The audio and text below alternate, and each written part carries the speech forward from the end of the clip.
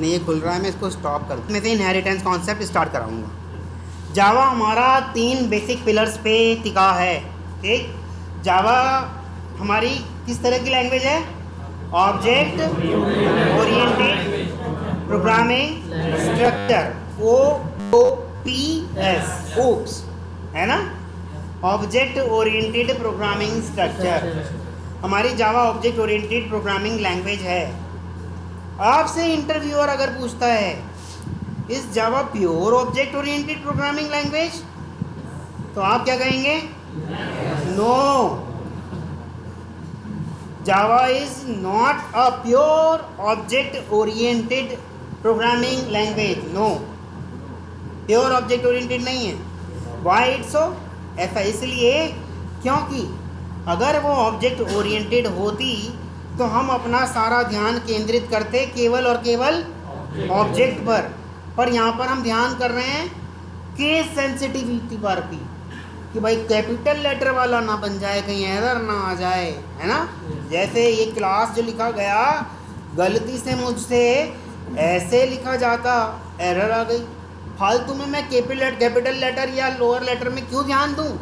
अगर ये object oriented होती तो इस तरह की चीज़ों में मुझे कोई ध्यान नहीं देना पड़ता। केवल यही एक वजह नहीं है, और भी वजह हैं, और भी वजह हैं। तो ऑब्जेक्ट ओरिएंटेड प्रोग्रामिंग लैंग्वेज की बात अगर हम कर रहे हैं तो जावा प्योर ऑब्जेक्ट ओरिएंटेड नहीं है, पर हाँ ऑब्जेक्ट ओरिएंटेड है। You can say it is an object oriented programming language, but not 100% pure object oriented programming language. If interviewer ask you, क्या आपकी नॉलेज में कोई ऐसी लैंग्वेज है जो प्योर ऑब्जेक्ट ओरिएंटेड लैंग्वेज है? तब पाइथन का नाम लेता है अगर वो, पाइथन, क्या Python pure object oriented language है? पाइथन जावा से ज़्यादा ऑब्जेक्ट ओरिएंटेड लैंग्वेज तो है, पर प्योर वो भी नहीं है। इसीलिए पाइथन का लोग कहते हैं ना कि भाई पाइथन सीखो, पाइथन का ज़्यादा स्कोप है। वो इसलिए क्योंकि वो मोर ऑब्जेक्ट ओरिएंटेड है ना। और हम ऑब्जेक्ट ओरिएंटेड की बात क्यों करते हैं? ऑब्जेक्ट ओरिएंटेड से काम हमारा आसान हो जाता है। या आप मार्केट से एक ऑब्जेक्ट लेके आते हो, इस तरह का लाते हो ना, क्या कहते हो? स्मार्टफोन दे दो, यही तो कहते हो। क्या आप कहते हो कि glass body with temper, screen, bread और chip, ICs, motherboard, RAM, processor, ये सारी चीज़ जोड़ के दे दो मुझे, क्या ऐसा कहते हो आप? अगर ऐसा कह रहे होते तो फिर ये भी ऑब्जेक्ट थोड़ी था, ये भी बिखर चुका अपने आप में छोटे छोटे पार्ट्स में, जो अगर उसे जोड़ दिया जाए तो एक ऑब्जेक्ट हो जाता है। और ऑब्जेक्ट होने से चीज़ें हमारी आसान हो जाती हैं, है ना, चीज़ें हमारी आसान हो जाती हैं। हाँ, वो चीज़ें object, everything is object, but हम ऑब्जेक्ट की हेल्प से एक और ऑब्जेक्ट नहीं बना सकते, बड़ा ऑब्जेक्ट नहीं बना सकते। जैसे इस कमरे के अंदर हम बैठे हैं, इस कमरे के अंदर ये कमरा कम से कम 6 ऑब्जेक्ट से मिलके बना है। 4 दीवारी, छत और फर्श, है ना, 4 दीवारी, छत और फर्श, इनसे मिलके ये कमरा बना है। पर क्या ये दीवार अपने आप में ऑब्जेक्ट नहीं है? ये दीवार भी तो किससे मिलके बना है? ब्रिक्स, यानी कि ईंटें, सीमेंट, हाँ वही सब, ये सब भी तो अपने आप में क्या है? ऑब्जेक्ट।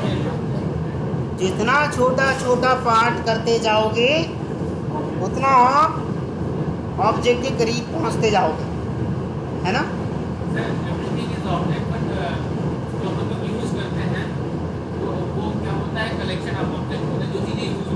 हाँ, हो सकता है, बट उसी कलेक्शन ऑफ ऑब्जेक्ट को हम कहते हैं क्लास, और उसी क्लास का फिर एक और ऑब्जेक्ट बनाया जा सकता है। तब भी फिर दोबारा एक ऑब्जेक्ट ही तो बन के आया। सारी चीज़ें घुमा फिरा के ऑब्जेक्ट ही तो हैं। आप मनुष्य हो, आप भी तो कम्बिनेशन ऑफ ऑब्जेक्ट हो। Intestine, large intestine, small intestine, brain, heart, kidney, pancreas, liver, skin, ये सब क्या है? बोन्स, ब्लड, सब क्या है, ऑब्जेक्ट है ना आपके इस पार्ट के, और आप भी अपने आप में एक ऑब्जेक्ट हो, सब्जेक्ट नहीं हो। ठीक है, यहाँ तक समझ में आ रहा है, क्लियर है? तो अगर हम बात करते हैं ऑब्जेक्ट ओरिएंटेड प्रोग्रामिंग लैंग्वेज की, तो ऑब्जेक्ट ओरिएंटेड प्रोग्रामिंग लैंग्वेज हमारे पास क्या है भाई? ऑब्जेक्ट ओरिएंटेड प्रोग्रामिंग लैंग्वेज को बांटा गया है 3 बेसिक पिलर्स में। उसके 3 बेसिक पिलर्स हैं। क्या क्या हैं देखिएगा, अगर मैं यहाँ लिख दूँ, इधर मैंने लिख दिया, हाँ जी बोलिएगा। हो सकती है, हाँ है, अभी पर्ल रूबी वगैरह हैं, पर हमने उस पर काम नहीं किया ना, इसलिए उनके नाम नहीं ले रहा। ठीक है, ऐसा नहीं कह सकते कि नहीं हो सकती, हो सकती है। ठीक, चलो बात करते हैं 3 बेसिक पिलर्स की, ऊप्स की। ठीक है, 1, 2 और 3। ठीक,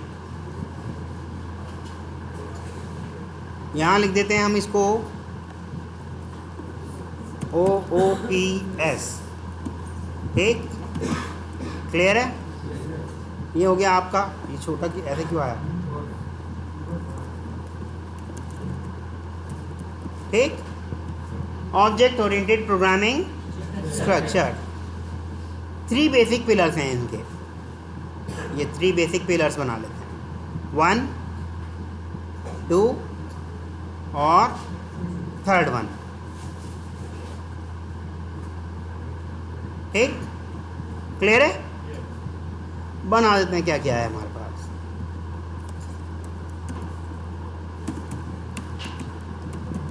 इनहेरिटेंस,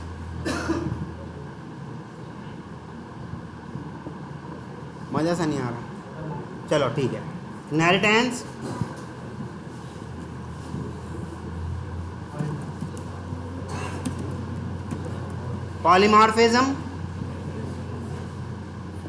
पॉलीमॉर्फिज्म, ठीक, और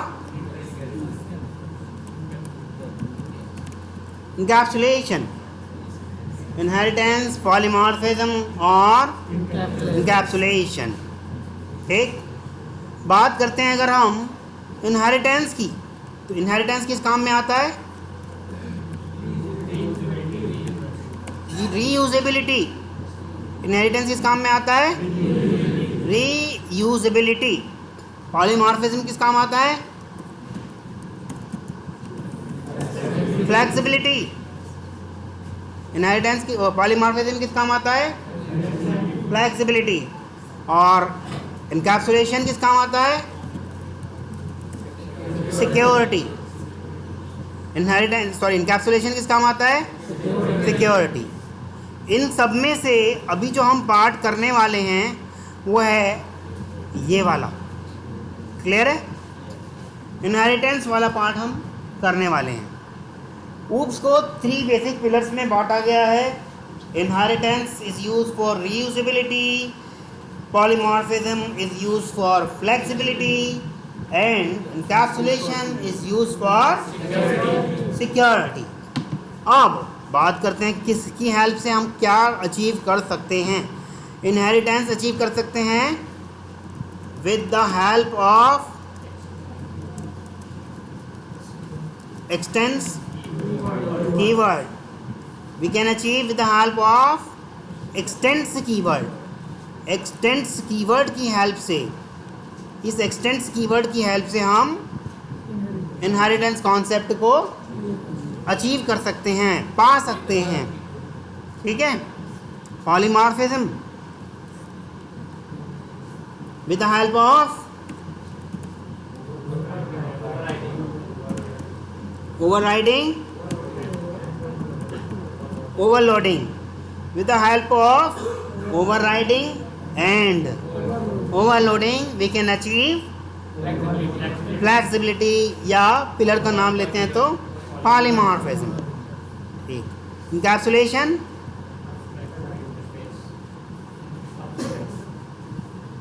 with the help of private keyword, with the help of private keyword, ठीक है। प्राइवेट कीवर्ड की हेल्प से हम इनकैप्सुलेशन अचीव कर सकते हैं। यहाँ तक किसी को कोई इशू, किसी को भी? तो पहला वाला देखो, इसी में सारी डेफिनेशन आप बना दोगे। Inheritance concept is used for reusability. It is one of the basic pillar of OOPS. We can achieve inheritance concept with the help of extends keyword. इससे ज़्यादा definition क्या बोलोगे? Polymorphism is second basic pillars of OOPS. With the help of overriding and overloading concept, we can achieve polymorphism, and with the help of polymorphism, we will get flexibility. We are more flexible. Flexibility means we are more flexible, है ना। Flexible है हम किसी भी काम को करने के लिए। जैसे कि मान लो किसी भी वैल्यू चाहे वो फ्लोट की हो, चाहे इंटीजर की हो, चाहे डबल की हो, चाहे लॉन्ग की हो, चाहे शॉर्ट की हो, उन सभी डेटा टाइप की मुझे एब्सोल्यूट वैल्यू निकालनी है। कैसी वैल्यू निकालनी है? एब्सोल्यूट वैल्यू निकालनी है, ठीक। मान लो फ्लोट की एब्सोल्यूट वैल्यू निकालनी है और वो भी 2 डिजिट तक, तो मुझे एक मेथड बनाना पड़ेगा ना, फ्लोट की एब्सोल्यूट वैल्यू निकालने वाला बनाना पड़ेगा। उस मेथड का नाम क्या रखूँगा? एब्सोल्यूट मेथड रख देते हैं, चलो, जिससे एब्सोल्यूट वैल्यू निकल गई फ्लोट की। परंतु इंटीजर की एब्सोल्यूट वैल्यू निकालनी है 2 डिजिट तक, तो उसका क्या नाम रखेंगे? हाँ, absolute method for float, absolute method for integer, absolute method for double, absolute method for long, absolute method for short. ऐसे करके अगर मान लो 50 होते तो 50 मेथड याद करते हम, 50 याद करते, तो ये तो बहुत ज़्यादा खतरनाक काम हो जाता और ज़्यादा सिरदर्दी हो जाती या नहीं हो जाती। परंतु मैंने अगर, भाई देखो, आप कह रहे हो कि जिस तरह से अभी आपने बताया कि फ्लोट का, इंट का, इन सब का हम एब्सोल्यूट करके मेथड बना लेंगे, ठीक। बड़ा नहीं होगा ये लो 12 कर देता, 12 तो और ज़्यादा, इतना सही है। हाँ देखो क्या बनाते हैं हम,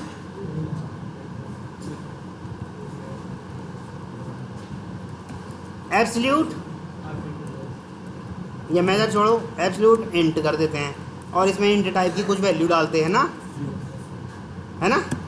ऐसे ही, या इसको नहीं करके मेथड के अंदर सिर्फ वही दे देते, इंटीजर की वो दे देते डेफिनेशन, है ना। ऐसे ही तो करते भाई, यहाँ इंटीजर को कैलकुलेट करने वाली डेफिनेशन दे देते, यही तो करते। और यही काम अगर मैं करता किसके साथ, फ्लोट के साथ, तो मैं इस मेथड का नाम रख देता फ्लोट, ठीक। और यही काम फिर मैं डबल के साथ करता, तो यही काम फिर मैं मेथड करता डबल, ऐसे ही करता ना, फिर शॉर्ट, फिर लॉन्ग, ऐसे करके 50 मेथड मुझे फालतू में याद करने पड़ते। लेकिन पॉलीमॉर्फिज्म कॉन्सेप्ट ने कहा कि भैया आपको ये सब करने की कोई आवश्यकता नहीं है, भैया एक ही मेथड बनाओ आप, एब्सोल्यूट इंट चाहो तो इंट डाल दो, और फिर उसके बाद जो उसकी डेफिनेशन देना चाहते हो वो डेफिनेशन दे दो। फिर दोबारा से आपने एक और मेथड बनाया, जो नाम मेथड का देखो वही रखा, परंतु अंदर पास करा दिया क्या, फ्लोट। अब आपको मेथड याद नहीं करने, काम आसान हो गया ना। अंदर आप फ्लोट पास कराओगे तो फ्लोट कैलकुलेट करके ले आएगा, अंदर आप इंटीजर डालोगे तो इंटीजर कैलकुलेट करके ले आएगा, आप डबल डालोगे तो डबल कैलकुलेट। आपको सिर्फ एक मेथड का नाम याद रखना है, 50 याद नहीं रखने, तो फ्लेक्सिबिलिटी हो गई ना। आपने सिर्फ एक ही मेथड का नाम याद रखा और अंदर आपकी मर्जी, आप फ्लोट डाल रहे हो, फ्लोट कैलकुलेट करके ले आ रहा है, आपका मन कर रहा है इंटीजर कैलकुलेट करके ला रहा है, आपका मन कर रहा है डबल कैलकुलेट करके ला रहा है, ठीक है। तो यही तो पॉलीमॉर्फिज्म कॉन्सेप्ट आपको कराता है, फ्लेक्सिबिलिटी देता है वो, कि आपको याद करने की ज़रूरत ही नहीं इतने सारे मेथड, बस फ्लेक्सिबल कर दिया। जैसे बैंक है, बैंक है ना, बैंक के अंदर इंटरेस्ट कैलकुलेट करने के कितने सारे फार्मूला होते होंगे, है ना। Interest calculation for car loan, interest calculation for education loan, interest calculation for home loan, interest calculation for personal loan. भैया इतना सारा इंटरेस्ट कैलकुलेट करने के मेथड याद करेंगे हम क्या? इससे अच्छा एक ही ना बना दें, उसके पैरामीटर बदलते रहो बस। हाँ और क्या, नाम एक ही है, नाम एक ही है, क्लियर है? नाम एक ही है, काम बहुत सारे हो जा रहे हैं। तो अब तीसरा वाला पिलर सिक्योरिटी के लिए इस्तेमाल होता है आपका इनकैप्सुलेशन। सिक्योरिटी के लिए आपका इस्तेमाल होता है इनकैप्सुलेशन। आप जो भी काम कर रहे हो, आप चाहते हो मेरा काम सिक्योर रहे, ठीक? आउटसाइड वाला पर्सन मेरे काम को डायरेक्ट इस्तेमाल ना कर पाए, कुछ ना कुछ परमिशन लेनी पड़े उसको, कुछ ना कुछ परमिशन लेनी पड़े, ठीक? तो आप क्या कर दोगे? प्राइवेट बना दोगे सबको, प्राइवेट बना दोगे। प्राइवेट बना दिया तो प्राइवेट चीज़ें आउटसाइड क्लास जा ही नहीं सकती, प्राइवेट चीज़ें क्लास के आउटसाइड जा ही नहीं सकती। जा पाएंगी? नहीं जा पाएंगी। That's it. With the help of private keyword we can achieve encapsulation. Security purpose के लिए होता है। और भैया जहाँ आप प्रोग्रामिंग कर रहे हो वहाँ सिक्योरिटी बहुत ज़रूरी है। मतलब आप बैंकिंग भी उसमें जा रहे हो फील्ड में, तो बैंकिंग में भी आपको सिक्योरिटी की ज़रूरत पड़ेगी। आप मान लो किसी शेयर मार्केट का सॉफ्टवेयर बना रहे हो, वहाँ भी सिक्योरिटी की ज़रूरत पड़ेगी। भाई जितना भी फिनेंशियली यानी कि मॉनेटरी मनी से रिलेटेड जितना भी होगा आपको सिक्योरिटी की ज़रूरत पड़ेगी। जितना भी आपका गुडविल से रिलेटेड होगा सॉफ्टवेयर, वहाँ भी आपको सिक्योरिटी की ज़रूरत पड़ेगी। जितना भी आपको ह्यूमन की जान और माल से संबंधित वाले सॉफ्टवेयर बनाने हैं, वहाँ भी आपको सिक्योरिटी की ज़रूरत पड़ेगी। ह्यूमन की जान और माल और मान समझते हो ना? मान हानि का दावा ठोक देते हैं लोग। वही तो सोशल नेटवर्किंग साइट्स जितनी भी हैं उन्होंने भी आपके डेटा को सिक्योरिटी दे रखी होगी। ऐसा नहीं कोई भी आए मुंह उठा के ले ले, सिक्योरिटी दे रखी है उन्होंने। वरना आप मान हानि का दावा ठोक सकते हो फेसबुक पे या व्हाट्सएप पे, ये तो मेरा प्राइवेट फ़ोटो था, ये इनके पास कैसे चला गया? मैंने तो फेसबुक आपकी ड्राइव में सेव किया था बस, और कहीं मैंने किया ही नहीं, इनके पास कैसे चला गया? तब फेसबुक के पास कोई जवाब नहीं, मैंने ही दिया होगा। इसका मतलब आपका डेटा सिक्योर है ना? क्लियर है?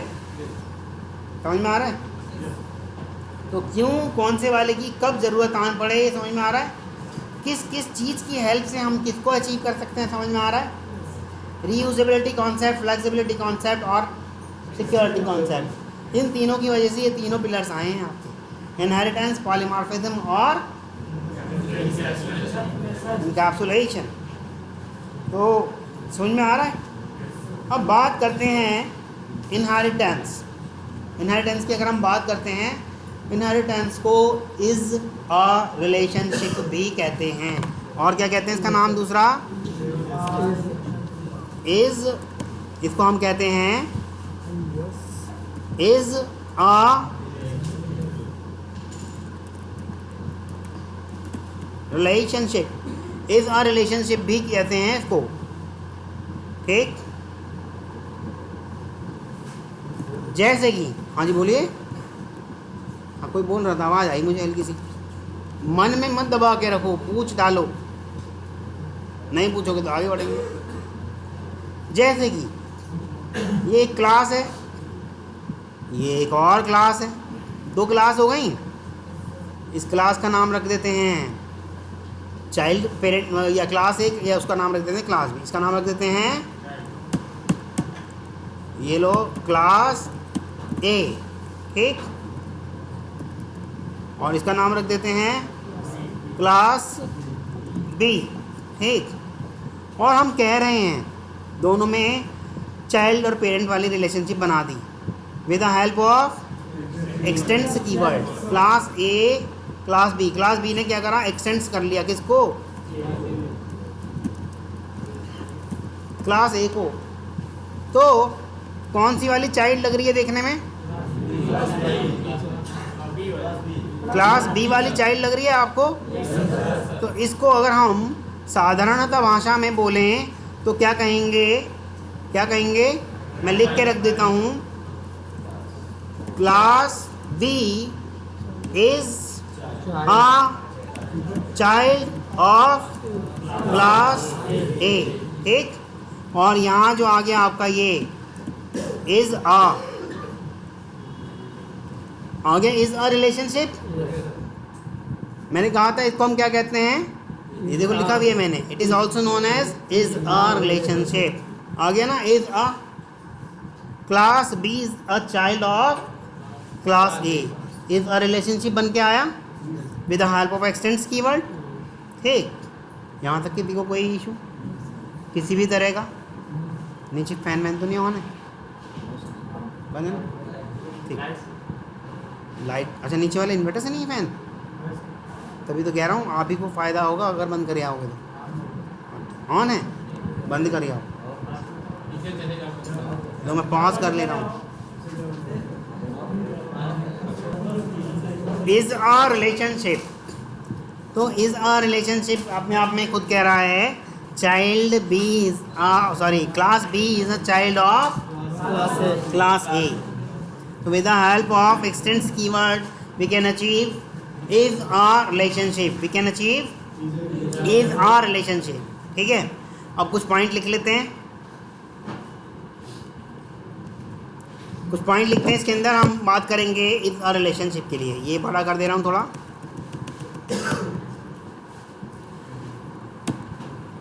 इज अ रिलेशनशिप, ठीक। नंबर 1 हम कहेंगे it is also known as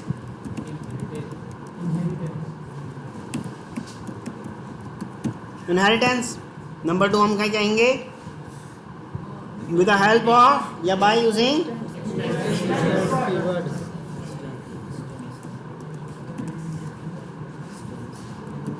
extends keyword, by using extends keyword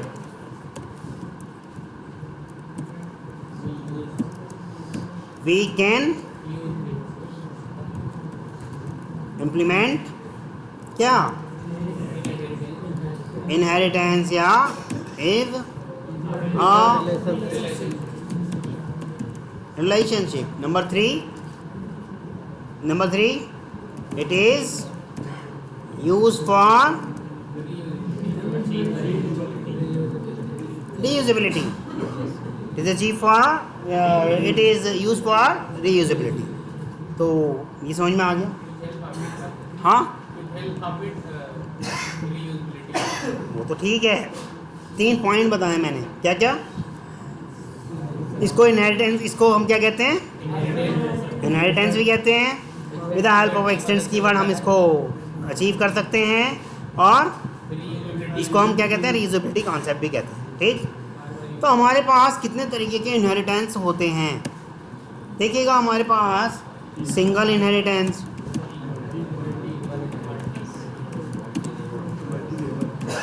multiple inheritance, multi level inheritance, multiple inheritance, multi level inheritance, single inheritance और साइक्लिक इनहेरिटेंस, साइक्लिक इनहेरिटेंस और self inheritance और hybrid inheritance और multi level हो तो क्या, हाँ hierarchical को हम नॉर्मल सिंगल भी कहते हैं, वैसे वो सॉरी मल्टी लेवल को हम हिरारिकल भी कहते हैं, तो इसलिए उसका नाम नहीं लिख रहा हूँ। कैसे,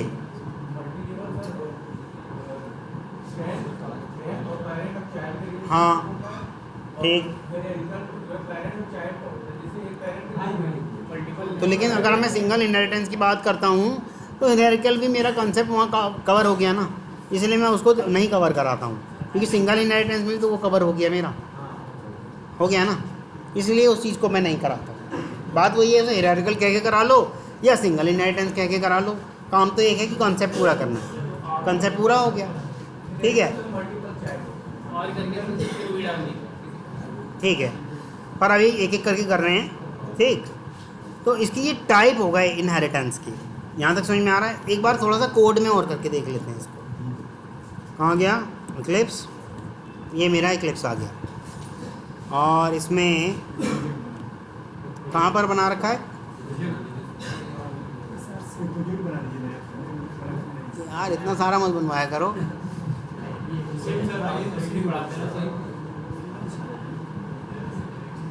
स्विच केस में एरर आ रही है आपकी।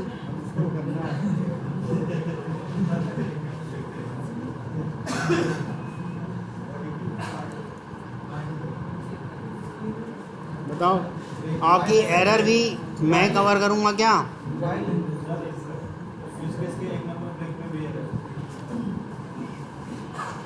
स्विच केस हो गया मेन। अच्छा ये बंद नहीं हुआ ना? हाँ अब क्या हो गया? कहाँ है? अच्छा आधा ही हुआ है। ये रहा डू, यहाँ तक आपका डू हो गया और यहाँ आपने वाइल नहीं लगाया। यहीं लगेगा।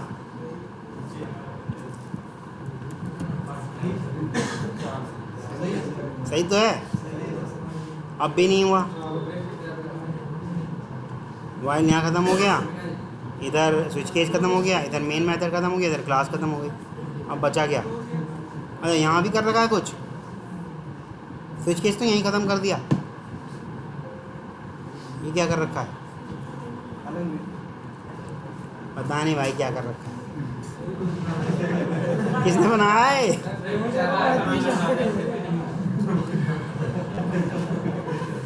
मैं टाइम वेस्ट नहीं कर रहा फालतू का इसमें। करते हैं इनहेरिटेंस कॉन्सेप्ट। ठीक, वही क्लास ए बना लेते हैं। ठीक है, और इसमें भी एक मेन मेथड बना देता हूँ और यहाँ क्लास बी बना लेते हैं।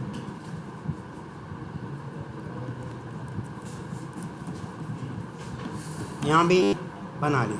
ठीक, मेरी क्लास ए के अंदर मैं और कुछ मेथड बनाता हूँ। अच्छा देखो, ये तो पता ही होगा आपको, इसके अलावा सारे अलग दूसरे वाले बंद कर देता है। राइट क्लिक करके इस तरह करते हैं तो हम, है ना? चलो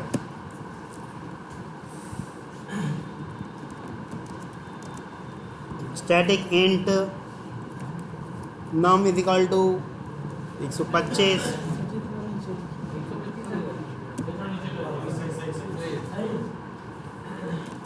पब्लिक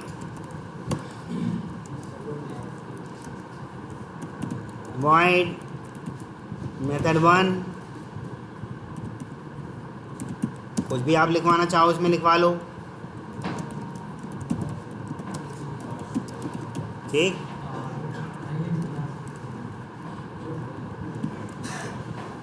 मेथड 1 इंस्टेंस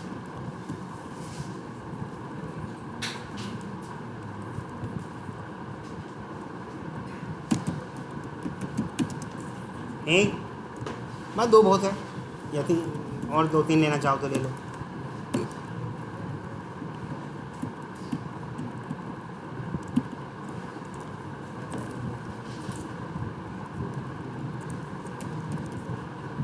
हैं, ये 1 की जगह 2 लिख देते हैं और 3 लिख देते हैं बस। ठीक, क्लास बी ने भी अपने कुछ मेथड बना लिए। ठीक, public static void method 1b। ठीक, और ये आ गया इसका मेथड।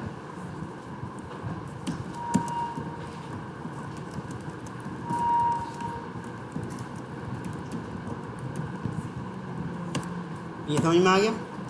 एक मेथड इसने बना लिया और एक बना लिया क्लास 1 का 2। ठीक, क्लास बी का मेथड 2। ठीक, अब देखिएगा, मैंने जैसे ही क्लास बी का एक रेफरेंस बना लिया ओबीजे नाम से, जैसे भी आपका मन करे, न्यू क्लास बी इस तरह से बना लिया।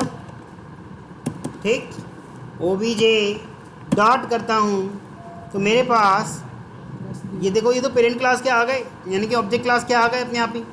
बाय डिफ़ॉल्ट सभी क्या होते हैं इसके? सभी क्लास का बाय डिफॉल्ट पेरेंट डायरेक्ट कौन होता है? ऑब्जेक्ट। तो ऑब्जेक्ट के मेथड आ गए फ्री में, फ्री ऑफ कॉस्ट। परंतु इसके खुद के भी मेथड आए 3।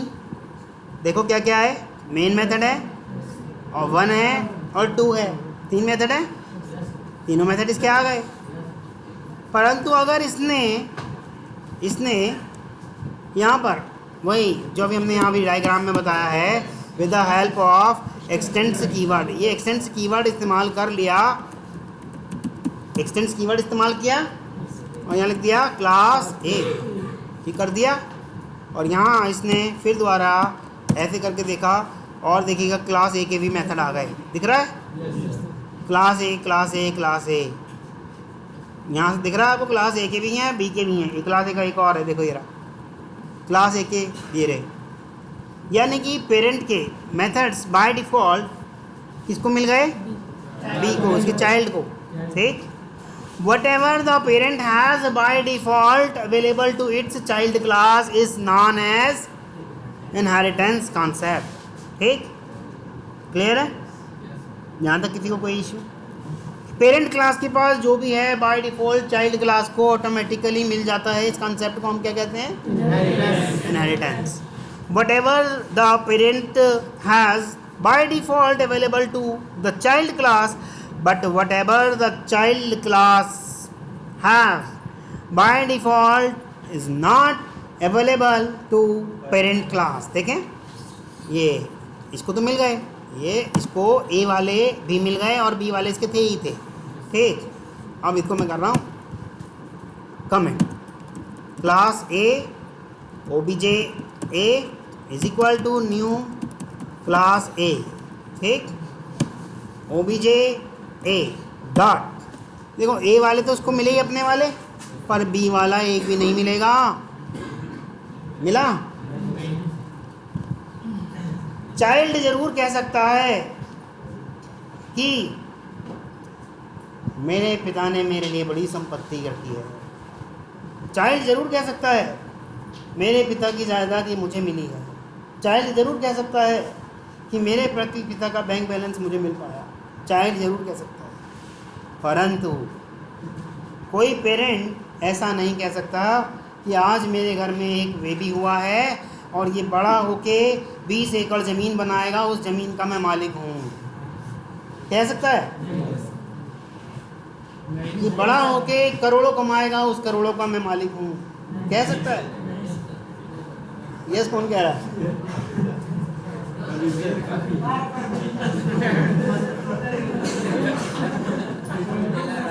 उल्टा नहीं हो सकता, उल्टा नहीं हो सकता।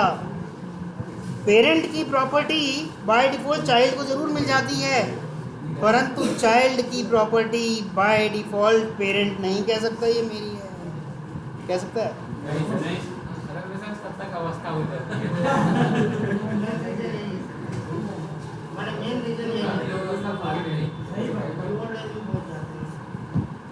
क्यों?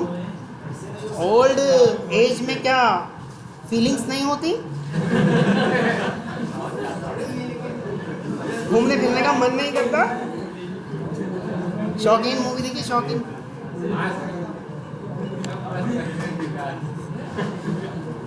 देखिएगा, अच्छी पिक्चर है।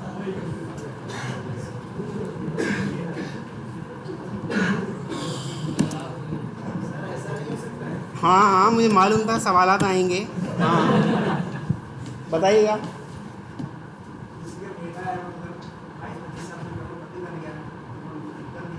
हाँ, कोई पिता यह नहीं चाहता कि उसका बेटा 25 साल का होने के बाद मर जाए, चाहता है? चाहता है?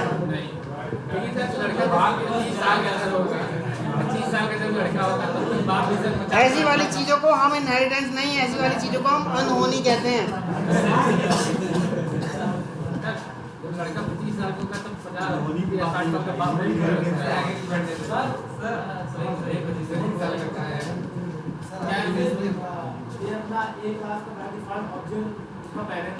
हाँ, इसका ओबीजे का नहीं, ऑब्जेक्ट का कोई पेरेंट नहीं, टॉप मोस्ट ऑब्जेक्ट है। अगर मैं मान लो इस तरह से ये जो मैंने बनाई अभी यहाँ पे हायरार्की, तो इस हायरार्की की पीछे अगर मैं बात करूँ तो ये थोड़ा छोटा कर दे रहा हूँ ताकि आपको दिख जाए मेरा वाला काम भी। ये लो, तो इनके ऊपर एक और क्लास रही होगी जिसका नाम रहेगा हमेशा क्या? ऑब्जेक्ट। ऑब्जेक्ट क्लास, ठीक। और ये ऑब्जेक्ट क्लास अपने से केवल एक लेवल नीचे वाले का पेरेंट होता है, ठीक। इसका नहीं है, इसका ऑब्जेक्ट क्लास पेरेंट नहीं है डायरेक्ट, इसका तो ये है। हाँ हाँ, लेकिन आप देखिएगा, जब मैंने कहा कि B का जो है पेरेंट है A, यही तो कहा मैंने, देखो B का पेरेंट है A, परंतु अब मैं जैसे ही ये कर रहा हूँ तो इसको भी ऑब्जेक्ट के मेथड मिल गए फ्री में। ये कहाँ से मिले? इसको A के थ्रू मिले, इसको A के थ्रू मिले। मान लो मेरे दादा ने, ग्रैंडफादर ने 25 फैक्ट्रियां लगाई थी, जिनमें से मेरे पिता ने 4-5 फैक्ट्रियां और बढ़ा दी, 25 और 4 29 हो गई।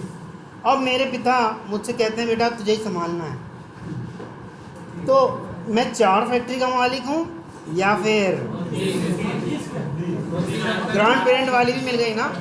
मैं ये नहीं कह सकता 25 मुझे मेरे दादा से डायरेक्ट मिली, नहीं, मेरे दादा से पिता को मिली, पिता से मुझे मिली, ऐसे ही तो होता है ना। हाँ जी, डायरेक्ट मेरे को थोड़ी मिली। हाँ, फिर जो मैं बनाऊंगा फिर वो मेरी है ही है।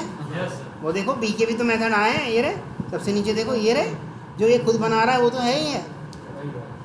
तो इस तरह से ये परंपरा चलती चली जाएगी। यहाँ तक समझ में आ रहा है? किसी को किसी भी तरह का कोई इशू हो तो आप देखिएगा, यानी कि जब मैं कह रहा हूँ आपसे कि ये वाली बात कि ए से मिले होंगे तो ए के पास भी होंगे ज़रूर ऑब्जेक्ट वाली बातें, है ना। ए के पास भी ऑब्जेक्ट वाली बातें ज़रूर होंगी। देखें ज़रा, देखो है ना, क्योंकि डायरेक्ट पेरेंट ऑब्जेक्ट का, सॉरी क्लास ए का कौन है? ऑब्जेक्ट, ठीक। यहाँ तक समझ में आया? अच्छा आप देखिएगा, आप यहाँ पर मैंने इसको ऐसे तो करके दिखा दिया आपको। ये रेफरेंस, इसे कहते हैं हम रेफरेंस, और इसे कहते हैं हम क्या? ऑब्जेक्ट। इसे कहते हैं रेफरेंस और इसे कहते हैं पूरे को ऑब्जेक्ट। ये कहते हैं ना, चाइल्ड का ही रेफरेंस है और चाइल्ड का ही ऑब्जेक्ट है, ऐसा तो सही है। अरे भाई ये कंस्ट्रक्टर तो सिर्फ इतना कहलाएगा ना, ये सिर्फ इतना ही तो कहलाएगा कंस्ट्रक्टर। मैं तो इस पूरे की बात कर रहा हूँ, ये कंस्ट्रक्टर नहीं है, ऑब्जेक्ट है। अगर मैं सिर्फ और सिर्फ इसकी बात करूँगा तो ये कंस्ट्रक्टर है। हाँ, ये कंस्ट्रक्टर ही तो है।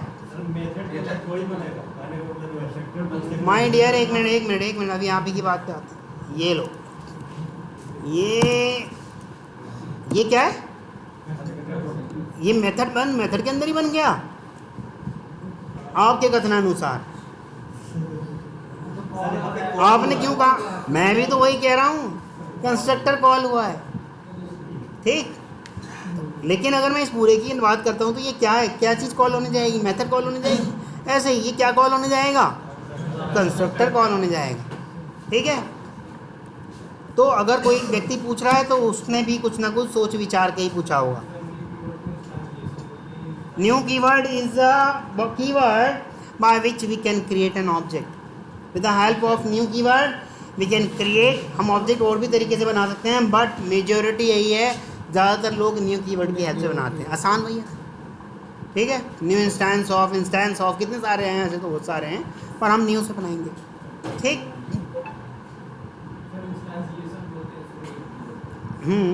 It is used to instantiate an object या instantiate a class into an object, ठीक। यहाँ तक समझ में आ रहा है? अब देखिएगा, मैंने कहा रेफरेंस भी इसका चाइल्ड वाला है और ऑब्जेक्ट भी इसका चाइल्ड वाला है, ठीक। परंतु इसको एक बार चेंज करके देखते हैं, इसको कर देते हैं ऐसे,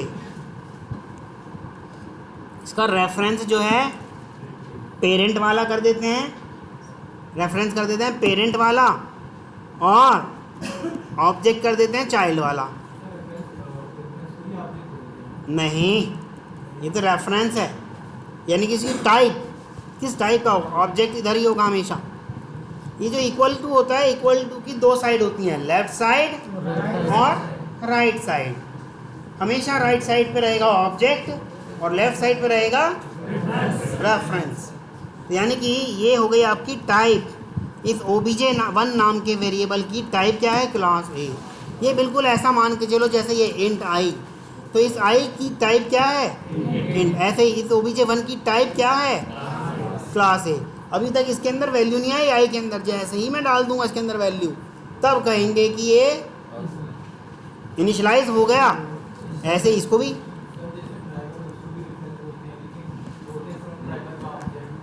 फ्रॉम नहीं बोलना, तो रेफरेंस ही चाहिए। उस रेफरेंस ने होल्ड करा रखा है क्या?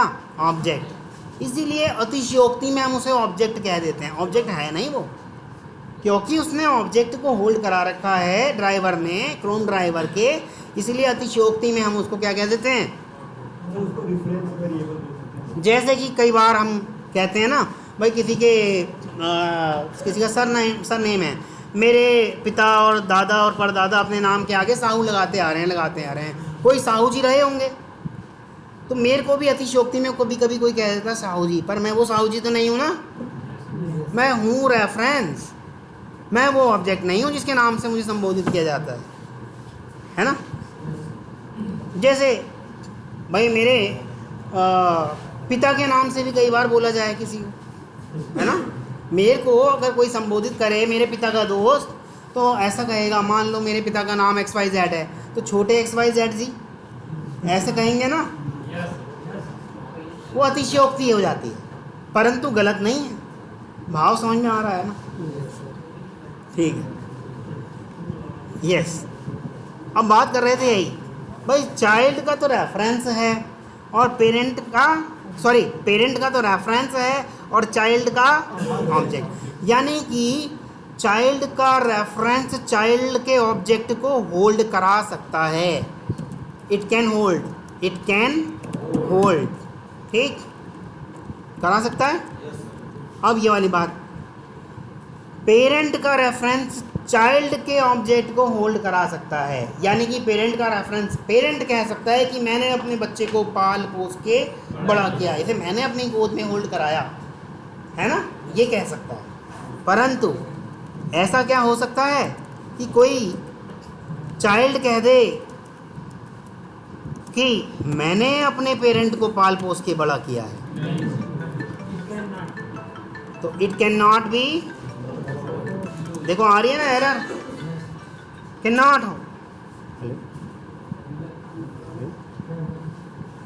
कैन नॉट होल्ड, ऐसा नहीं किया जा सकता। भाई देखो चाइल्ड है, चाइल्ड क्लास का रेफरेंस है और कह रहा है मैं अपने पिता को पाल पोस के बड़ा कर लूँगा, यानी कि होल्ड करा लूँगा। नहीं, बहुत सारे लोगों के मन में दिमाग में आ तो रहा होगा कि सर जब माता पिता बूढ़े हो जाते हैं तो उन्हें हम ही तो पालते हैं। भाई उनकी सेवा करते हो, पालते पोसते नहीं हो। पाल पोस के बड़ा करना एक अलग शब्द होता है और सेवा करना अलग शब्द होता है। वो आप में अहम जाग गया कि मैं ही तो पाल पोस रहा हूँ उनको। कुछ बच्चे कहते हैं मैं अपने माता पिता के साथ रह रहा हूँ, कुछ बच्चे कहते हैं मैंने अपने माता पिता को रख लिया, मेरे माता पिता आजकल मेरे साथ रह रहे हैं। अहम कहाँ पर है? दूसरे वाले वाक्य में अहंकार, जो सही नहीं है ना, तो वही यहाँ पर सही नहीं है। देखो एरर दे रहा है, क्या कह रहा है error? Type mismatch can not convert from class A to class B. गड़बड़ हो गई। आ रहा है समझ में? किसी को अगर नहीं आ रहा हो तो पूछ लो। मैंने 3 कॉम्बिनेशन बनाए। अच्छा एक और ये 4 कॉम्बिनेशन बनेंगे ना।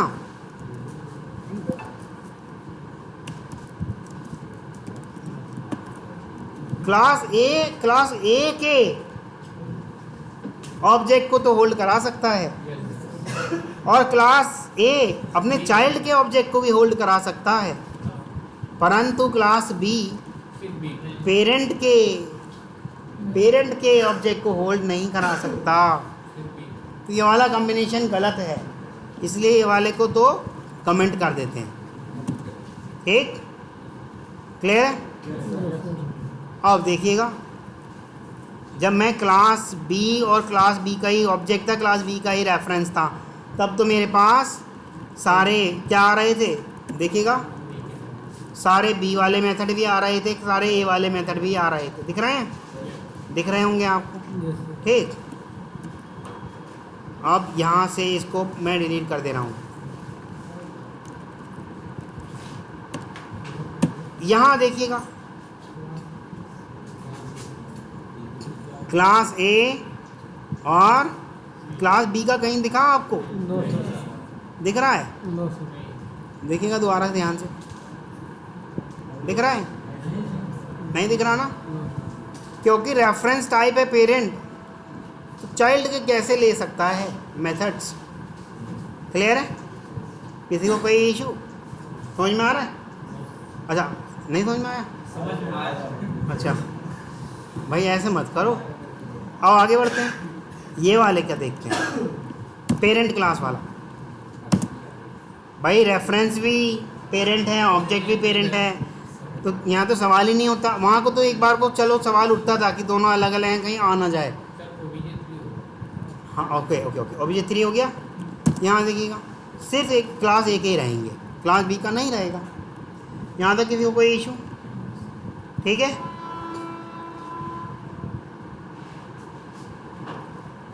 यस। यहाँ मैंने चाइल्ड पेरेंट रिलेशनशिप भी बता दिया आपको, और रेफरेंस टाइप और ऑब्जेक्ट टाइप भी बता दिया आपको, और इसके जितने भी पॉसिबल कॉम्बिनेशन थे वो भी बता दिया। ठीक, parent class reference can use to hold child class object, but by using that reference we can call only method available in parent class। ऐसा करने से हम पेरेंट क्लास के ही मेथड, ये जो वाला कॉन्सेप्ट किया था ना, ऐसा करने से हम केवल पेरेंट क्लास के ही क्या कर सकते हैं, मेथड को कॉल कर सकते हैं, और चाइल्ड स्पेसिफिक मेथड्स को हम कॉल नहीं कर सकते।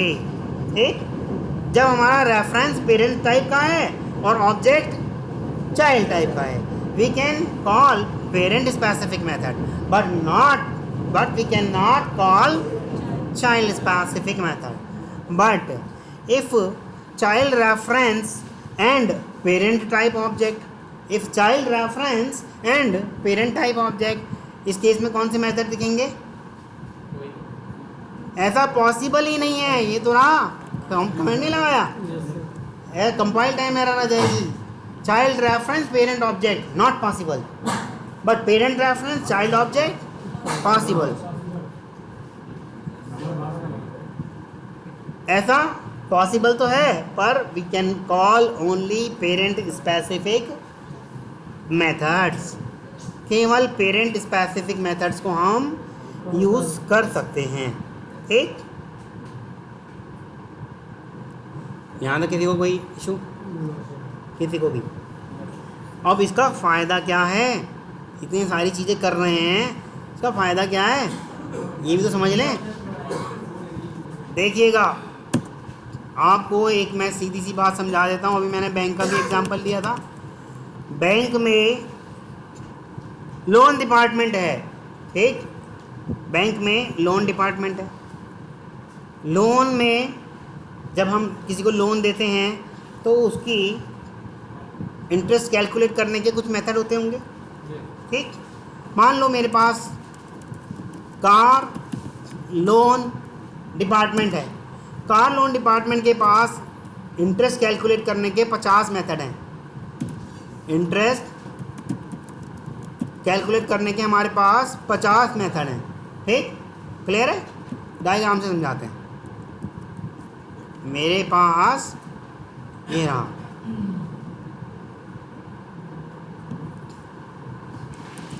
कार लोन और इंटरेस्ट कैलकुलेट करने के 50 मेथड है मेरे पास। ठीक, इंटरेस्ट कैलकुलेट करना। अब दूसरा मेरे पास डिपार्टमेंट आ गया, मान लो भाई बैंक बहुत अच्छी तरक्की कर रहा है, बैंक ने कहा कि नहीं जी अब तो हम एजुकेशन लोन भी दिया करेंगे। ठीक है, इंटरेस्ट कैलकुलेट करने के मेरे पास एजुकेशन लोन के भी कम से कम 50 तो होंगे ही, कुछ उसके अपने भी होंगे।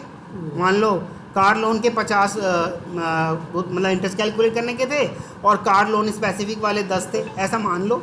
ठीक, और इसके भी एजुकेशन स्पेसिफिक वाले भी 10 थे। मान लो अब हम होम लोन भी दिया करेंगे।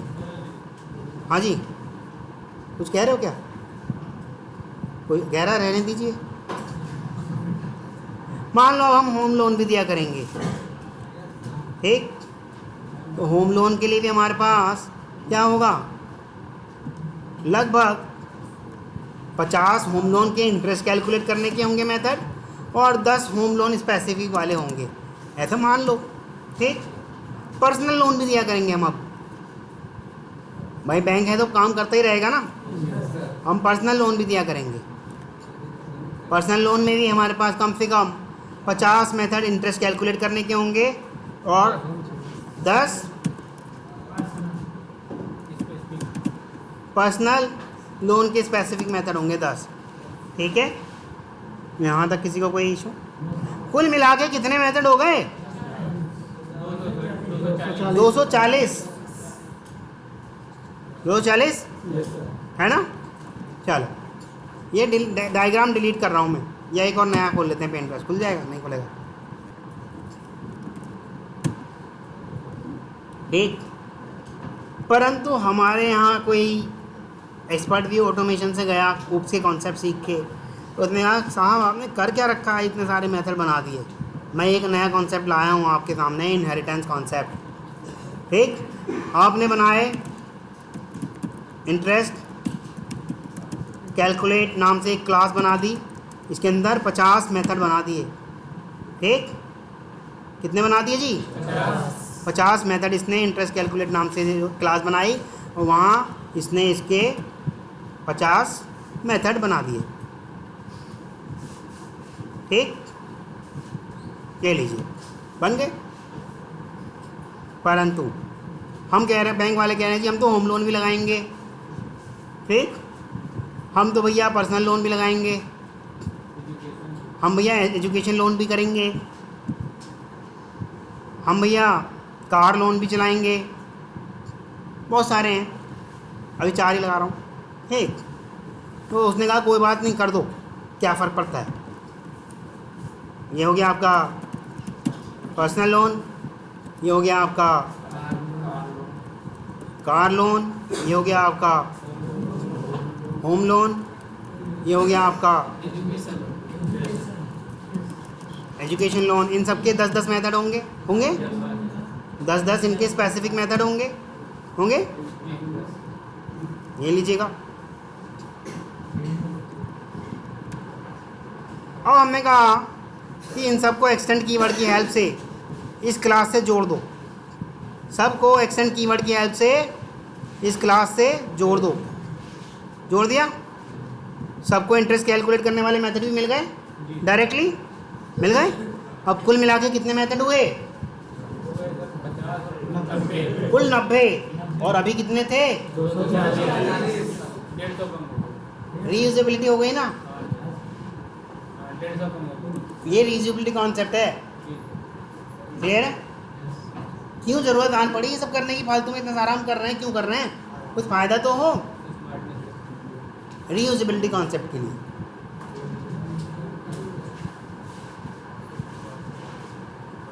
नहीं आ रही? समझ में आ रहा है? टाइटली कपल्ड कॉन्सेप्ट अलग है। टाइटली कपल्ड मतलब डिपेंडेंसी, मोर डिपेंडेंसी। यहाँ डिपेंडेंसी है ही नहीं, कहाँ है? टाइटली कपल्ड मतलब मोर डिपेंडेंसी,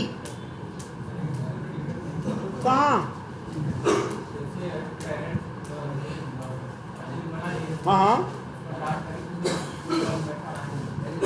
लेकिन आप मुझे बताओ, अगर मेरी आपके अनुसार ही चलते चलो, मेरी ये वाली क्लास ब्रेक हो गई, यानी कि मर गई ऐसा मान लो, ख़त्म हो गई, तो क्या मेरी पर्सनल लोन वाली क्लास काम नहीं करेगी, उसका ऑब्जेक्ट नहीं बन पाएगा? ये मेरी मान लो ख़त्म, क्या मेरी ये भी ख़त्म? टाइटली कपल तो यही कहती है, अगर इसकी एग्जिस्टेंस नहीं है तो इसकी भी नहीं है ना? यहाँ तक किसी को कोई इशू? क्या मेन मेथड शो क्यों नहीं करता? मतलब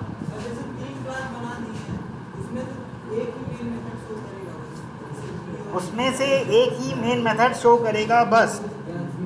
हाँ, नहीं,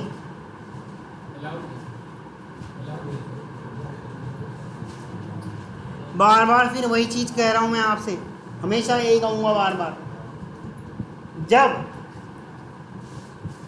एक घर में अमित नाम का बालक है, 2-4 घर छोड़ के फिर अमित नाम का बालक है, फिर 3-4 घर छोड़ के अमित नाम का बालक है। पहले घर में अगर हम ऐसा कहें, अमित बेटा खाना खा लो, बाकी के अमित क्यों नहीं आ रहे? वही नज़दीक वाला यहाँ आ रहा है सौरभ, वही नज़दीक वाला यहाँ आ रहा है, ठीक है? हाँ, अगर मैं ऐसा कर दूँ, उस क्लास का नाम भी लिख दूँ और उसका डॉट लगा के उसी का मेन मेथड कॉल करूँ, तब आप वाला नहीं होगा। मान लो मैं अपने घर पर कह रहा हूँ कि चौथे घर मतलब 2 घर छोड़ के नीले घर वाले अमित यहाँ आओ और मुझसे बात करो, तो क्या मेरे घर वाला अमित आएगा? नहीं। अब तो मैं स्पेसिफिक कर दिया ना कौन सा अमित आए। फिर ऐसे यहाँ पर आप स्पेसिफिक कर दे रहे हो। क्लियर है? यहाँ तक किसी को कोई इशू किसी भी तरह का?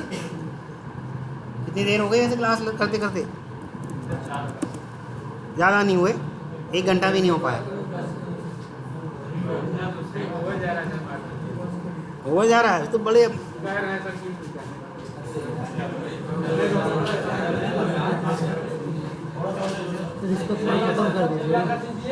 हाँ, इनहेरिटेंस नहीं हो पाएगा पूरा, क्योंकि अभी इसके टाइप भी तो कराने हैं। ये देखो कहाँ गए, इसके टाइप भी तो हैं रे, single inheritance, multiple inheritance, multi level inheritance, और सारे।